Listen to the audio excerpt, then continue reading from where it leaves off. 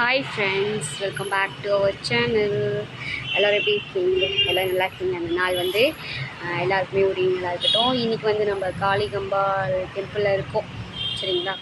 இப்போது நீங்கள் பார்த்துட்ருக்கிறது காளிகம்பாள் டெம்பிள் எப்படி இருக்குன்னு சொல்லுங்கள், ஓகேங்களா?